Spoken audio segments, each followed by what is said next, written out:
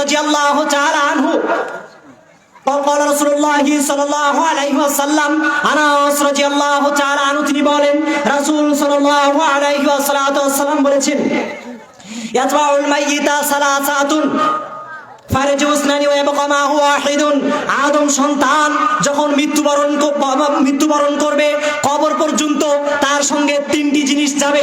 Last শেষ হাদিস শুনেন, আল্লাহ নবী সাল্লাল্লাহু আলাইহি সাল্লাম বলছেন আদম সন্তান যখন মৃত্যুবরণ করবে কবর পর্যন্ত তার সঙ্গে তিনটি জিনিস যাবে।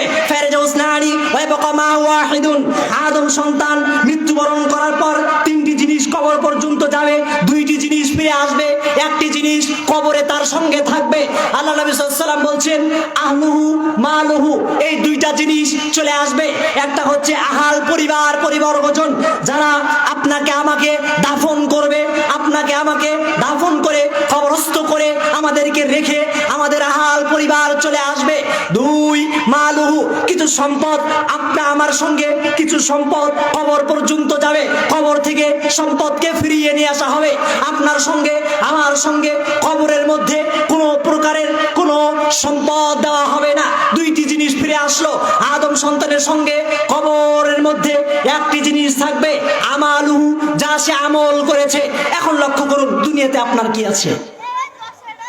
আপনি মৃত্যুবরণ করলেন, আপনার আহাল পরিবার কবর থেকে চলে আসলো, আপনার সম্পদ কবর থেকে ফিরে আসলো, আপনার সঙ্গে যে জিনিসটা থাকলো সেটা হচ্ছে আপনার আমল।